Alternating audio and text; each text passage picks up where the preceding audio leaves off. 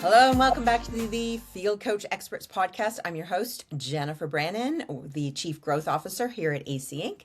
And today I'm joined once again by one of our Rockstar AC Inc. advisors, Paige Peavler.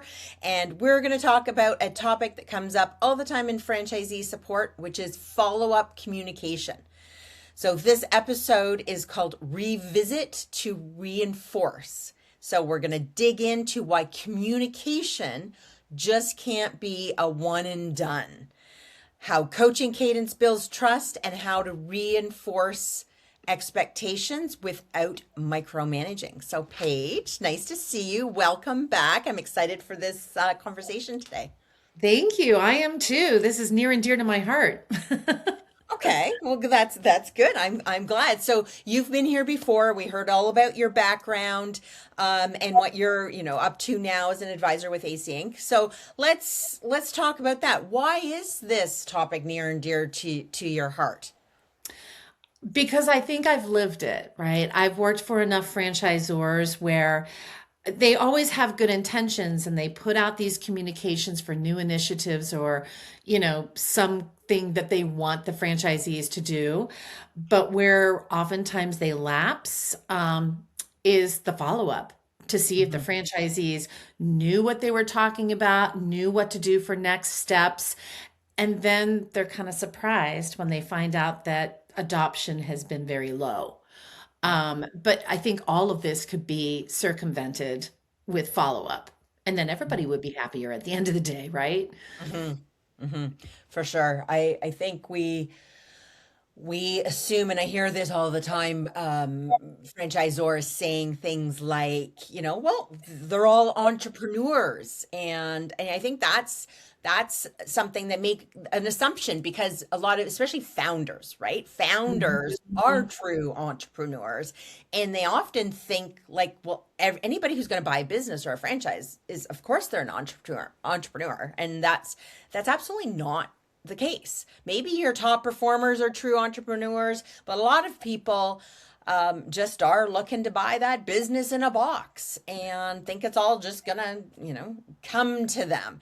And therefore, we have to realize that we are creating or we need to create systems for the average person, not someone who typically has that entrepreneur, I'm going to get it done and you tell me it works, so I'm going to go off and do it, right? It's just That's not exactly right. reality. And many franchisees come from very different backgrounds, right?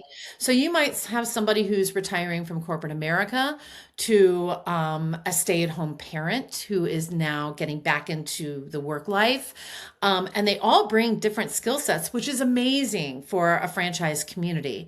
However, many of them may not realize that when they're asked to do something, that it's kind of like, well, we're asking you to do it now. And not only that, if they don't know how to organize their day or prioritize, it's one more thing that's added to their list of things to do. And, they've got a lot of things to do. Yes. As an owner of a business, it never stops. Your checklist never goes away, right? Mhm. So it's difficult for them, I think. Yeah, for sure. And so it's that we talked about that communication. Franchisors always have things to communicate to their Yes, they franchisees, do. newest initiatives or a new release of something or wanting to reinforce something that was, in training or so many different things. And a trap, I think that we see a lot is that one and done and that expectation. Well, we told them on a team call or we sent an email. And so the assumption being that, well, everybody is going to read it or hear it and then go and run with it. So why is this kind of one and done communication such a trap? Because they're making an assumption. They're making an assumption that what they're saying is being heard. But just like I said, and depending on where in the cycle you are as a franchisee, if you're somewhat new, you're freaking out because all of a sudden you have all this responsibility that you may or may not have a real good grasp of. And so maybe you do sit in and you hear the communication, but it goes in one ear and out the other. Mhm. Or maybe you're quite a tenured franchisee and you go, well, what's in it for me? Why do I want to do this? Right. Mhm. So I think, the spectrum of it is that if all you say once, or even if you followed up with an email, it doesn't necessarily mean that it's landed Mhm. or that they really heard it or understand why they need to do X, Y, and Z. And so that's really important because if it is a very important initiative, as most franchisors think they are, then, if it's not being done, then the franchisor gets frustrated because they think, well, I told them. Mhm. But, we're all human. Things get dropped, things get forgotten. You may not read emails as often as you would like. I mean, if you think about it from like, leads, right? We tell franchisees that they need to contact leads like 7 times. Mhm. It's kind of the same way with communication from Yeah. franchisors. Because you have to keep knocking on the door to say, hi, are you in there? Do you understand? What can I help you with? How can I support you on this? You have to keep knocking on that door so that then you go, oh, this is important. I should be focused on this. Yeah. Because if you're not, then they're kind of left on their own and they may feel like, well, I didn't know I was supposed to do this. And why is it important? Mhm. And then everybody's at the end of the day frustrated, which is not a Yeah. good thing. Right. Exactly. Exactly. And I think, you know, having franchisors might be like, okay, well, what am I supposed to do? Right? To your point of we have to reach out to leads, for instance, 7 different times. In any kind of communication with franchisors, it's the same. It's got to Mhm. be, and because people don't communicate the same way. Lots of That's people right. hate email and try to avoid it whenever possible, right? And or they don't show up to the team calls even though they're supposed to watch the recording or whatever it might be. It really is, if you've got an important communication to your franchisee, email, maybe emailing multiple times, maybe it's in your newsletter, maybe it's front and center on your internet or your dashboard, maybe it's coming through. Now everyone's using AI, right? It's a message that pops up for AI. Your coaches or your franchisee support people are potentially even picking up the phone and talking one-on-one with franchisees about whatever that is, right? Whatever, maybe you're making a video. I love this. This is kind of one of my favorite things that I'm seeing franchisors do, is those important communications, almost like a 1 minute TikTok or Mhm. something that Yeah. is an easy thing, text to phone, like, thinking about what are all of these different ways and how are we going to get to all of our franchisees and And I and think, yeah, reinforce. it's important, right? I mean, you mentioned one thing that I think is critical. The franchise business consultant or coach or support, whatever you want to call them, every franchise is different. But um, I mean, they have to know what's going on. They have to know about the communication and why it's important as well. And sometimes Mhm. that doesn't always happen, right? Even communication within the franchisor side can be a little rough sometimes. But um, the way, I think they're the most critical part of it because if they understand what the initiative is and why Mhm. it's important and what the steps are to do, while we can keep knocking on the door via text, email, I love the little video snippet, you still need someone there to be able to answer the questions. Yes. And so I feel like that is definitely the coach's job, but also to humanize it and say, where do you think we can put this in your list of things to do? Do you understand why we're doing it? Mhm. Why is this important to your business? Do you understand the steps that need to be done? Let me walk you through those. So I think it's really important to call, to follow up when you have a field visit to say, hey, how's that thing going? Yeah. What can I support you on with this? Because that's where the rubber meets the road. That's where you understand as a franchisor whether or not the franchisees got it or not. Mhm.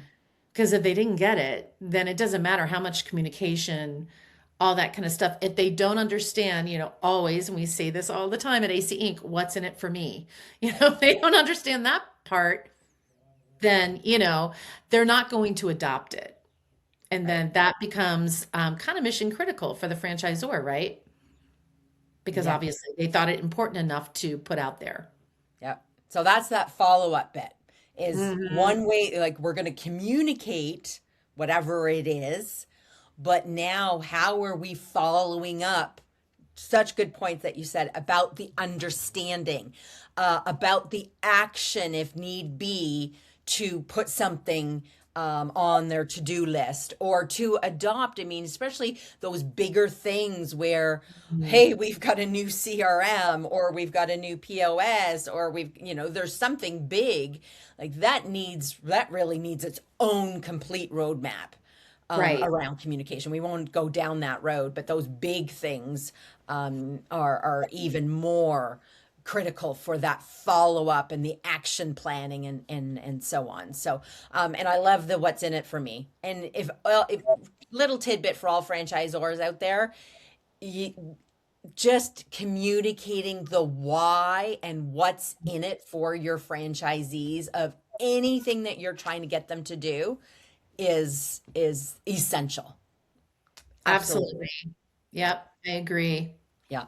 Okay, so if we move on to coaching, because we were talking about how that franchise business coach, field coach, whatever you want, is being that person that's going to follow up on communication.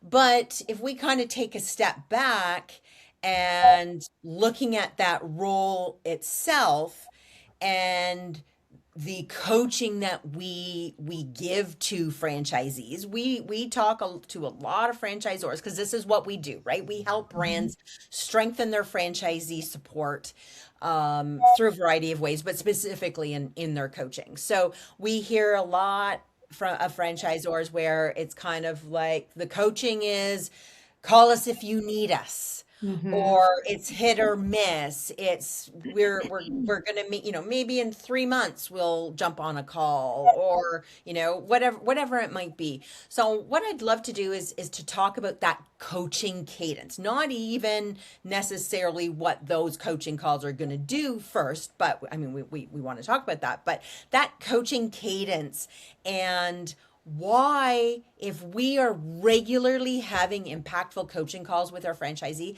how does that really build trust with our franchisees? Yeah, I mean, you have to have a cadence, first of all, because here's the thing, if you show up consistently as the coach, then trust starts to be built, right? And then the franchisees goes, "Oh, I don't just have a one and done call with you. You're actually showing up and you're asking me how things went from the last time." And if you're taking good notes, which you should be as a coach, then you can say, "Hey, last time we talked about this. So tell me, how is it going?" "Oh, you didn't go through with it. Okay, let's talk about that."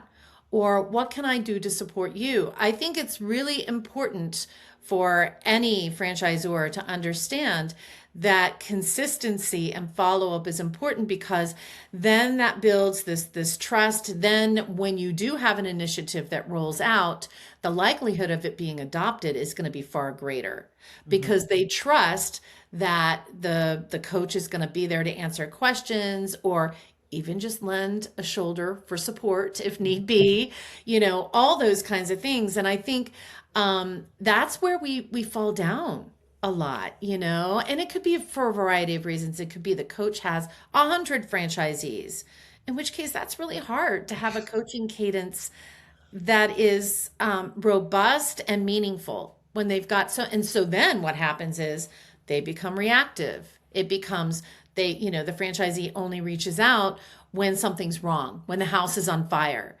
versus if the coach can get in front of it, they can be proactive and actually point out the red flags that they might be seeing from that franchisee so that little problems don't become these massive problems later Mhm. because they've got a regular check-in, a regular call with them, a regular touch point, so that that franchisee feels like, okay, someone's got my back.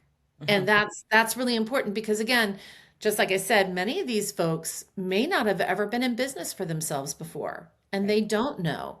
They don't know what to expect. They don't know what they don't know. And so having that support is really critical to them and showing up every time on a regular basis. If I'm meeting with you once a month, I'm always showing up. You know that you're going to see me twice a year or whatever it is in person. That becomes a really emotional part of being a franchisee because you know that you have somebody that you can depend on. Even if you're trying to call everybody at corporate, your coach should be the one that picks up, Right. right? Mhm. So it's important for the relationship to be healthy. Yeah, for sure. And especially, if we even want to talk trust deeper, when your coaches are following a process like our strategic growth coaching, playbook or framework, where we're tapping into the franchisee's vision for their business and setting goals, long and short term goals to help them reach their own vision for their business and an ultimate goal. And we're working on those action steps for them. And we're helping hold them accountable to the action steps that they are committed to doing.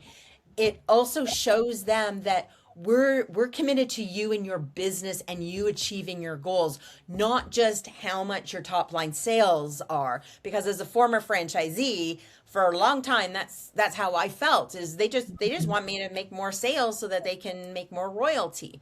um, Whereas if a coach is really about me and my profitability and helping me make my goals, hit my goals, and how do I get there, and we're not just keeping my head above water dealing with my operational issues, man, does that ever build a lot more trust. And now these coaches really know what's going on in a business, because if we don't aren't meeting them regularly, meeting our franchisees regularly, we're looking at their numbers. And the numbers tell one story, but they That's right. don't really tell the why behind the story, right? It's like, oh, they've gone down by 20%. Okay, great. But why? Mhm. What's going on? What do we need to do? How can we help them? How can we support them, right? So I think that's key too. And in order to do that, we have to have that regular cadence, and we have to be keeping them accountable to those action steps. And that's all part of that follow-up. Um, Absolutely. but I think also, how do we do that, Paige, or how do these coaches do that without being micromanaging? I think, yeah, that's important, right? Because I'm sure you've heard it too. Sometimes they look at the coaches as the compliance police, Hmm. right? And automatically their backs go up when you come in and make an in-person visit.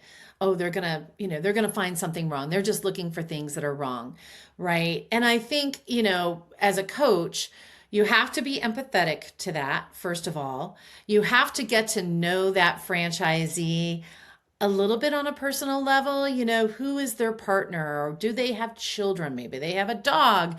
You want to know a little bit of personal information about them. First of all, because it's just a nice thing to do, but also so that you can start off somewhere. And then you also want to start with, what were the things that went well today? Hmm. Or this week or this month. And it's amazing, as I've worked with franchisees, sometimes they can't come up with one thing. And I think they get stuck a little bit, because they think it should be this ginormous thing that was a win, right? Like Hmm. they raised their profits by 20%. And I'm always like, it can be small. Just say you got Hmm. two things checked off your list this week. That's a win. Let's feel good about that, right? And so if they feel like they're not being belittled, maybe they didn't get to things because something was happening in their own life and they couldn't get to something. That shouldn't be a reason for us to be, why didn't you do that? I think too, we want to, we're not checking up on them, right? We're not Mhm. being that complete. We want to be a partner. Yeah. And so we have to act on whether, and understand, look, I last week was rough. I get you had a sick kid or something happened. You know what can I do to support you? What are you going to do now? What's the next step? So but also helping those franchisees kind of understand why it's important to do the things that they do, because again, we go back to, everybody's got a different skill set. Mhm. So we want to meet them kind of where they are, but at the same time, it's a delicate balance because we also want to challenge them to be better than they are, Yeah. right? And use their whys to get there. If their why is because they want to take their grandkids on a big Disney trip, great. Let's work together and see how we can get that done. And then it becomes like, okay, this person gets me, you Yeah. know? So I'm going to work with them to try and see how we can do this together. But we don't want to micromanage. That being said, though, you do want to hold them accountable so that Yeah. they don't forget why they're doing the thing. And everybody needs accountability, Yeah. all of us in our lives, just to get things done. Yeah. I want to Right. come back to that because that's let's dig deeper into that. But I think I love what you said about this the trip to Disney, right? Like Mhm. and we do a role play that we do at our some of our different when we're speaking at an event, when we're really showing the difference between consulting with the franchisee, which is where we're talking at them, we're just problem solving the issues, and really doing coaching. And in Mhm. this role play that we do, one of the things is that this fictional franchisee wants to do is she wants to take every Friday off with her son to spend time with her son. And the coach is like, well, you can't do that. You're a business owner. Like, Mhm. are you crazy? Like, forget that. We got to focus on growing your business. And what a missed opportunity. Right. Right, because that just crushed that fictional franchisee.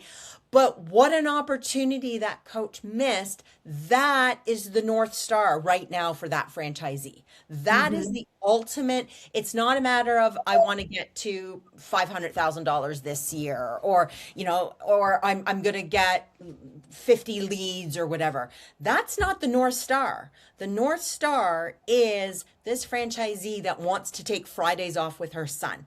That's the going to be the intrinsic motivation that is going to get her to be like, okay, what do I need to do to get there? And it's the coach who is going to help foster that to be like, okay, let's create a roadmap, a plan of what the business needs to look like Mhm. for you to be able to take Fridays off with your son. And then we create goals around that. Doesn't mean we have to hire a manager. Doesn't mean we have to have a call center in place to take care of the calls. But then she's going to do X, Y, and Z. Does she have to get to a certain number of leads? Does she need to be the Monday to Thursday doing community marketing 2 hours every day? Like, what is it? And therefore, we tap into that. That's the thing. And then our job as the coach is to help create that roadmap, that plan, that action plan, whatever you want to call it, and help her with those action steps and then keep her accountable to them. And now our position changes because we're not here from corporate keeping you accountable to the fact that we know the benchmark for a new franchisee like you is 250,000 in your first year. That's what you need to hit. That means Right. nothing to me. But if me hitting 250,000 is going to get, my Fridays off with my son, that speaks to me.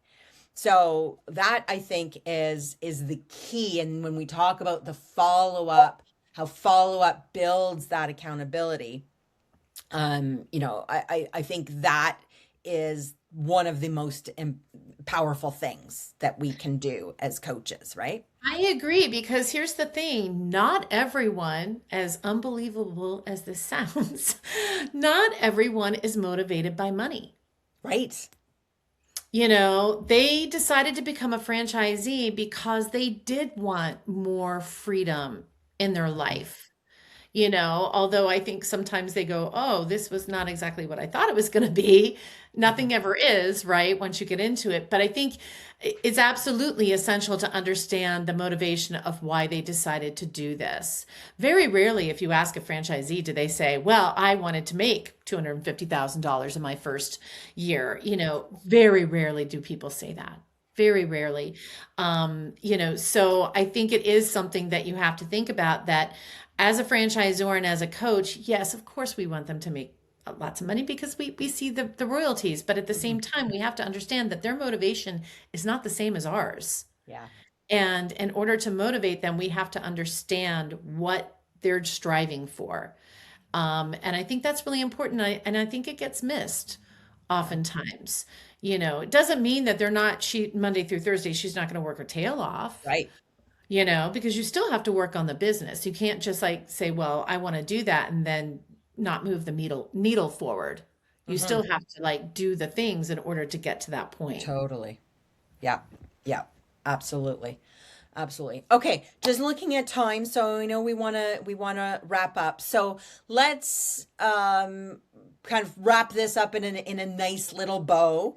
When it comes to follow up, and revisit to reinforce, whether it's from the franchisor standpoint or the coaching standpoint, what were some of our key takeaways from what we mentioned today that we want to just kind of reinforce to You the have to knock on that door a lot as the franchisor Mhm. and have, to your point, lots of messaging in different ways because Mhm. everyone learns differently or listens differently, right?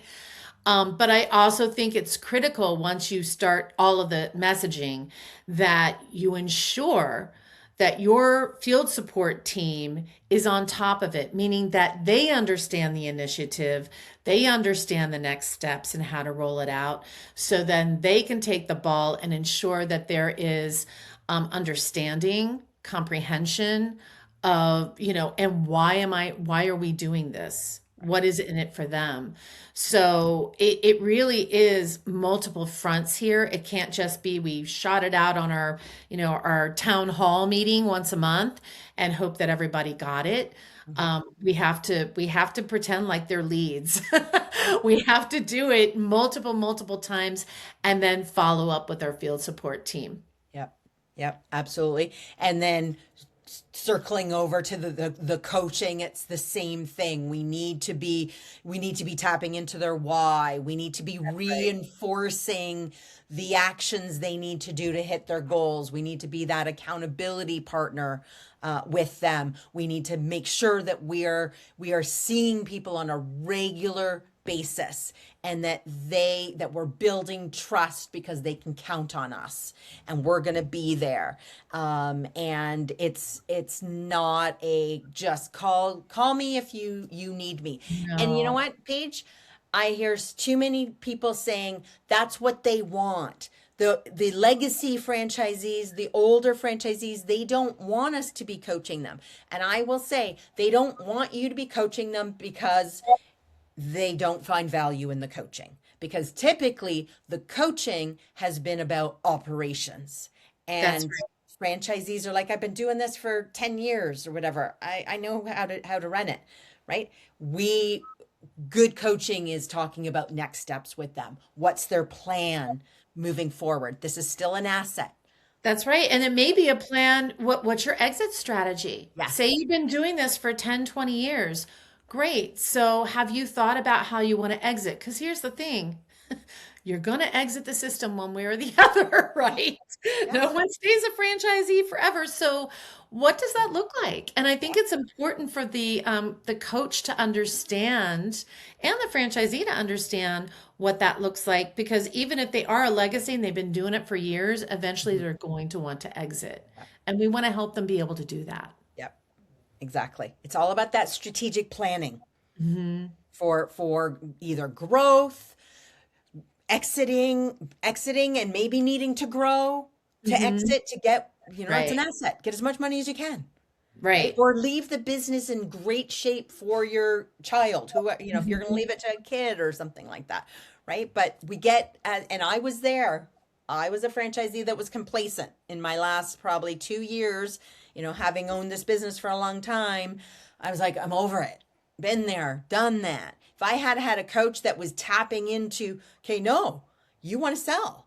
Let's Mhm. get you as much money as possible and helping me put together that roadmap of what I'm going to do and get me reinvigorated in that plan.